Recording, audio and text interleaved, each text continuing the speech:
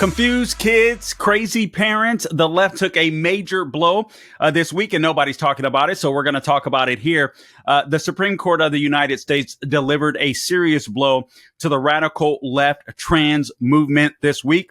And I want to talk about it. That means that millions of kids likely will not be mutilated at the hands of evil doctors and, frankly, their crazy parents who I believe are child abusers that should be in jail. And so we're going to talk about this because this is a big deal. The left is trying to destroy the United States of America by creating more victim groups. A trans group is one, or the trans community is one of those groups. You're listening to the Carl Jackson Show. Let's get into this. All right. Welcome to the Carl Jackson Show. This is your daily dose of objective truth in a world of confusion and lies. Guys, there was a major blow delivered to the left. And I would say the trans community, but frankly, when I think of the trans community, which it's a delusional community, but when I think of the trans community, I think of a victim group. You have to understand who the left is and what they're trying to do in the United States of America. There's actually several topics that I'm going to be talking about, but I wanted to isolate this one because no one's talking about it, frankly, but this was a huge win for America, for children, I believe, in the United States of America this week. And it was a devastating blow for the left. And you will hear some of the reactions, or at least I'll read you some of the reactions from the left-wing radicals on the Supreme Court of the United States of America. But guys, I'm talking about this trans movement. It's scary. Again, this is a victim group. I want you to understand what the left does. Remember what the left does. The left's intention is always to keep you angry and mean. They don't want you to think critically. They want you to be angry. They want you to be frustrated. In that way, they can come in. I'm talking about the left. I'm talking about the Democrat Party. They can champion your cause and save the day. Say, listen, we will fight for you. They don't do anything much except rail against the machine, if you will, despite the fact that they are the machine. But the goal is to keep you mad. Frankly, I'm not a big fan I'm not a big fan of holidays like Juneteenth that we're celebrating today. I know there's some conservatives. Hey, listen, finally, people are admitting slavery is over. I don't like that because this is what the left tries to do. They always try to create victim groups. They always try to take you back to an era or a time where you should feel, where you feel like a victim. I guess we're celebrating not being victims on Juneteenth, not being slaves, but you have the constant reminder. Listen, I think you celebrate Independence Day. Maybe you wrap in the Emancipation Proclamation that day and call it a day.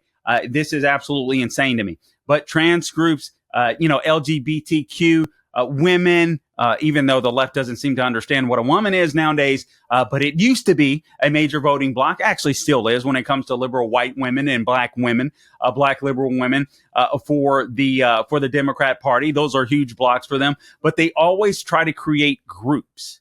They don't want a United States of America. They don't want a colorblind America. That's not what the left wants. If we're united, the left is losing, and that's what they understand. The problem is they just took a major blow in the Supreme Court of the United States. I want to give you some of the reactions. I want to go to cut number 23, if we could here, Gabe.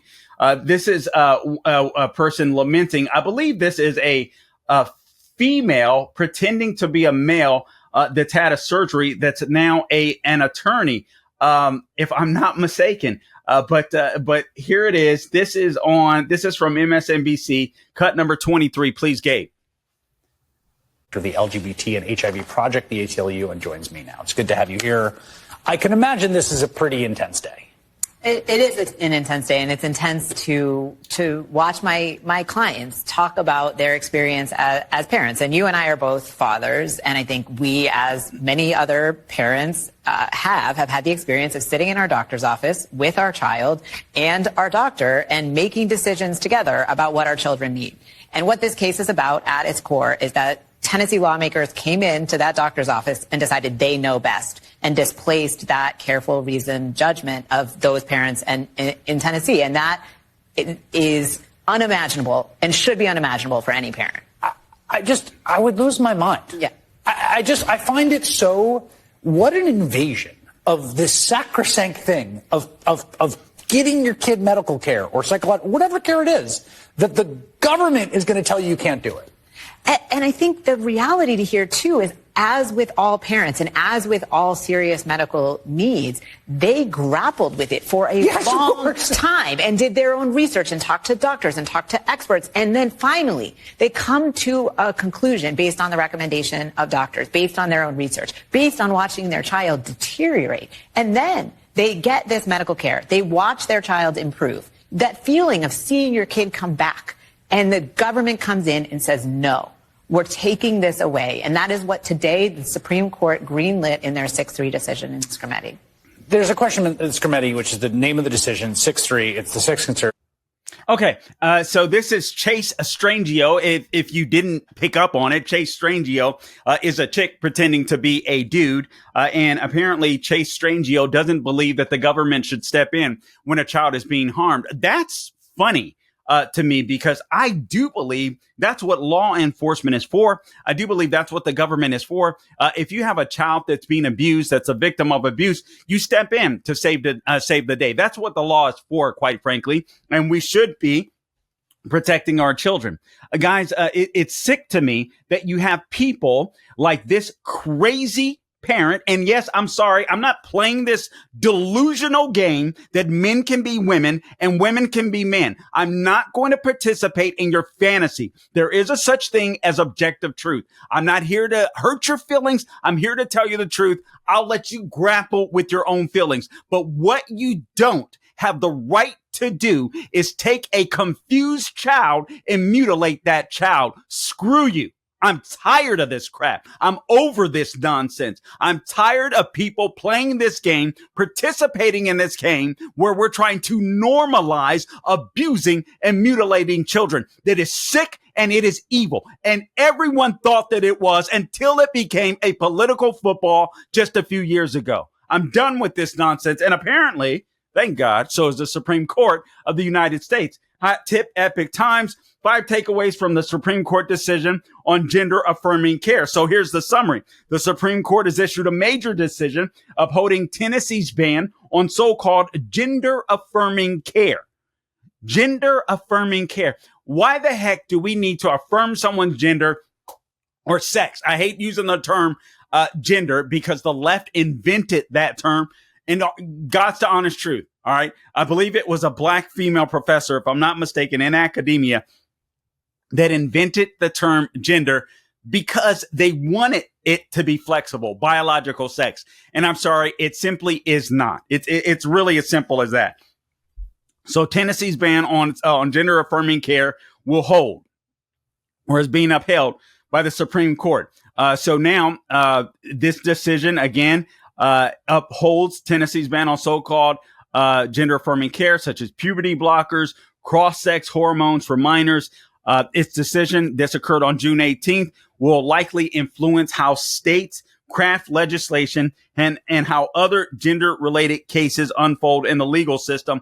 And I want to go through this. It's the case in the case United States versus Scrimeti. And this is what you heard Chase Strangio. This is what you heard her say, because you can't change your sex. And again, I'm not trying to just be a jerk for the sake of being a jerk, but I'm not going to sit here and play your game. Everybody understood gender dysphoria was a mental disorder until it became a political football, until it became politically expedient to the left, until the left realized, hey, man, we need another victim group. Although there's not going to be many victim groups needed if we continue to bring illegal aliens, or the left does, into the country. Well, Donald Trump has slowed that down drastically to zero. As a matter of fact, we'll talk about that. So now you've got states across the country that have adopted similar laws to Tennessee's. With the Supreme Court's new ruling, according to Epic Times, it's going to be more likely that such bans will survive future legal challenges. And that's why Chase Strangio, what a fitting name. Is that a fitting name or what? Chase Strangio? Chase Strange. I'm sorry. What a fitting name. So, yeah. So you had Justice John Roberts said the courts shouldn't view the issue through the lens of sex-based discrimination. This ban on gender-affirming care for minors, which would invite challenges to state laws under the Equal Protection Clause amendment. And this is Honestly, this is what's so devastating to the left, right? They want to be able to say, all right, this is a sex. Being trans is an immutable characteristic. It is non-changing. What do you mean it's non-changing? What do you mean it's immutable? You're saying that a boy can become a boy can become a girl and a girl can become a boy. How is that immutable? It is a crazy argument. You have to be a lunatic to believe it, and an even worse lunatic to argue it in front of the Supreme Court. And I want to have compassion for Trace Strangio. And to some degree, I do. But on another level, I simply don't, because I believe that perpetuating child mutilation is evil. And frankly, we should not be taking medical advice. I wouldn't even want to take legal advice from someone that is mentally deranged, a woman that believes she can be a man. This is absolute nonsense. More on this when we get back. You're listening to the Carl Jackson Show. Back in a moment. Hey guys, I want to talk to you about My Pillow. As you know, our friend Mike Lindell at mypillow.com has a passion to help everyone get the best sleep of your life. He didn't stop by simply creating the best pillow. Mike created the best bed sheets ever. They look and feel great, which means an even better night's sleep for me, which is crucial for my busy schedule. Mike is offering the best deal on his Giza Dreams bed sheets, any size or color, just $49.98.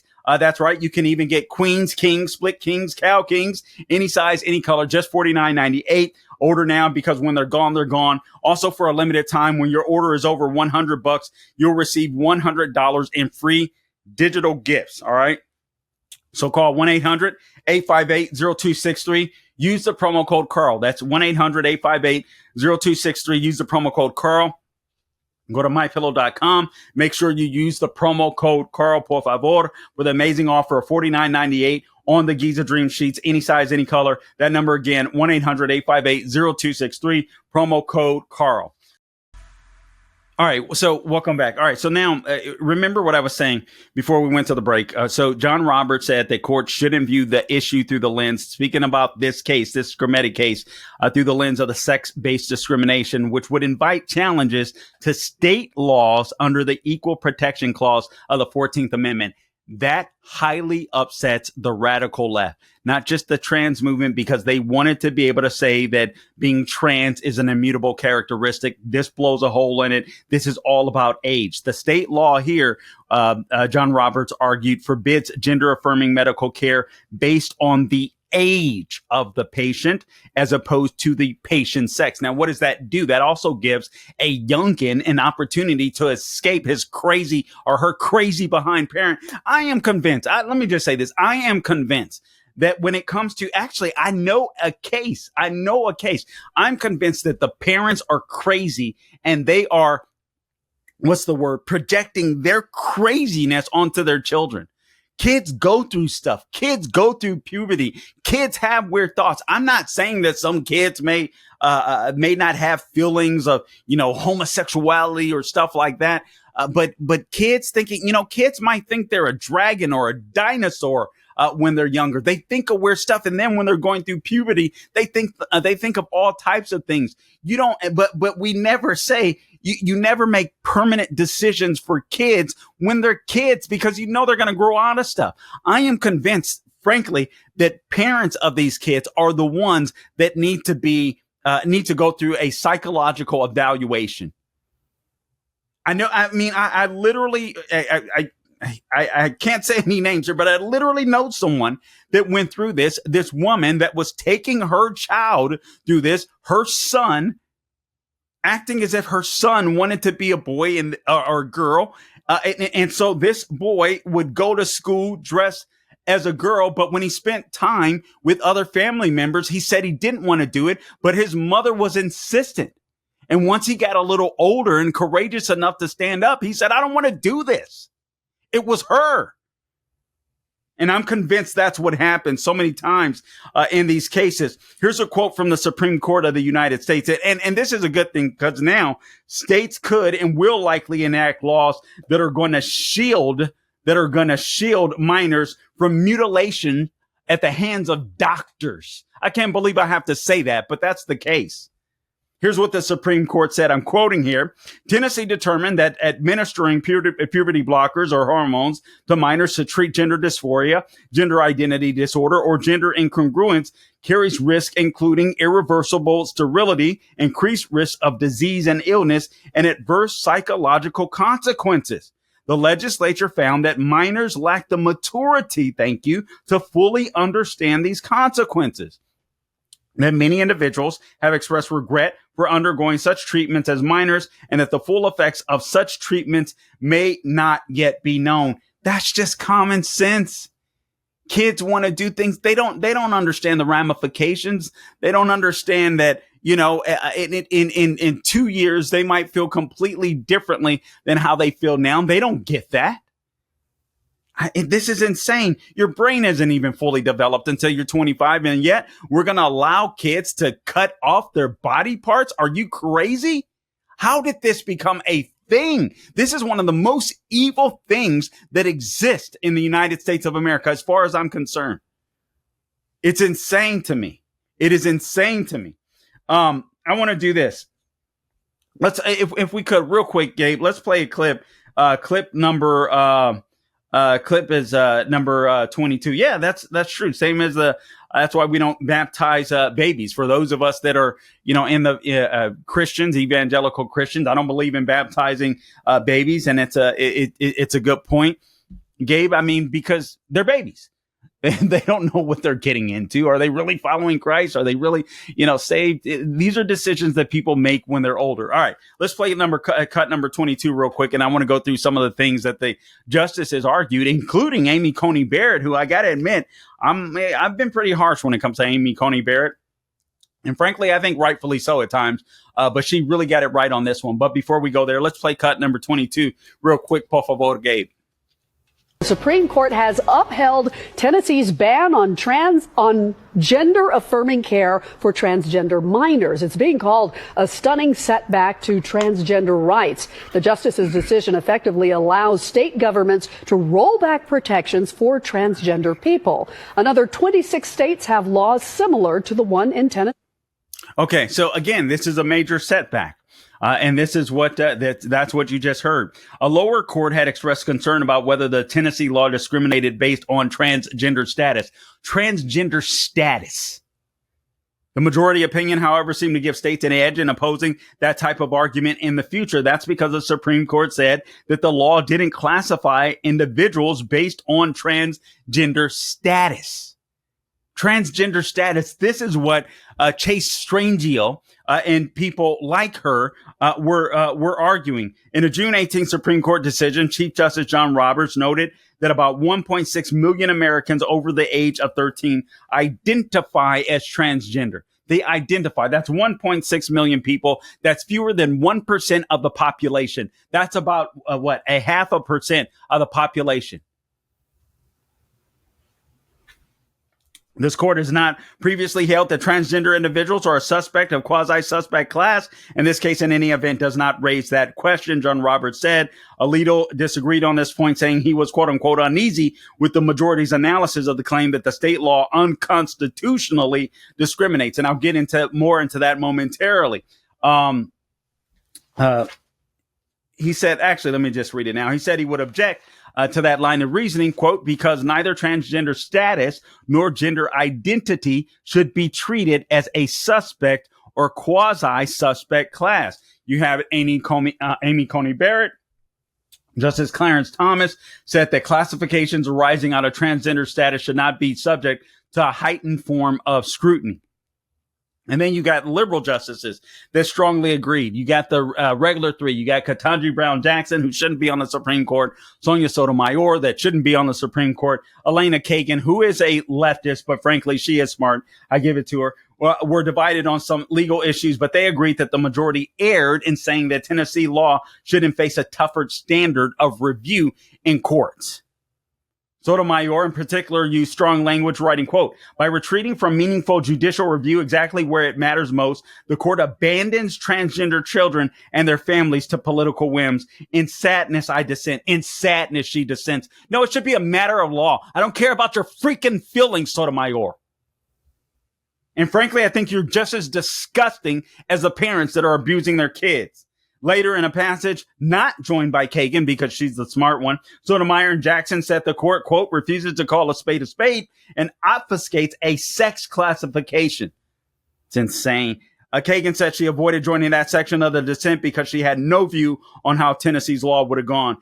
These justices are living in a fantasy. Then you have this Bostock versus Clayton County. Clayton County. This was a previous case that I think caused a lot of disruption and made the waters murky. And frankly, that's Neil Gorsuch's fault. He corrected it here by just keeping his pie hole shut. But part of the dissent's reasoning was based on a case the court decided in 2020. That was Bostock versus Clayton County. The majority opinion was authored by Gorsuch, where he said, quote, it is impossible to discriminate against a person for being homosexual or transgender without discriminating against that individual based on sex. And because of that ruling, you literally had judges that ruled against Trump when he was trying to get people out of the trans people out of the military using Neil Gorsuch's arguments. That's where Neil Gorsuch screwed up. But there was some clarification. That case focused on, and this is according to Roberts, that case focused on the Bostock case, Title VII of the Civil Rights Act, that prohibits workplace discrimination based on sex and other characteristics. However, lower courts, the Biden administration, and the dissent in Scrimetti hold that reasoning in Bostock should apply to Tennessee's law. So that's where Gorsuch got it wrong. Fortunately, they cleared that up. Roberts said regarding Bostock, we have not yet considered whether Bostock's reasoning reaches beyond the Title VII context, and we need not do so here because this was based on age, and this is what the left hates because this really hurts their movement.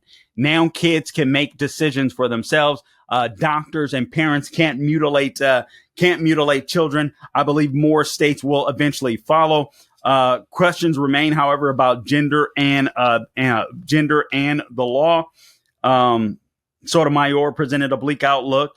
She said her dissent accused the majority of doing, quote, irrevocable damage to the Equal Protection Clause, legislators to and inviting legislatures to engage in discrimination by hiding blatant sex classifications in plain sight. This lady is sick. She's sick.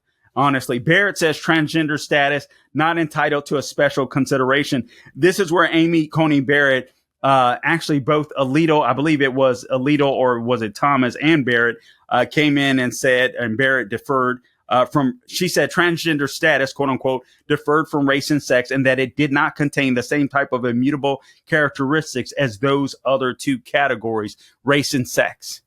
You can't change those. If a person is saying, I'm a boy, but I can be a girl, I'm a girl, but I can be a boy, it's not an immutable characteristic. Supreme Court got it right, and I believe they saved the lives of many children. All right. God bless the Supreme Court in this case.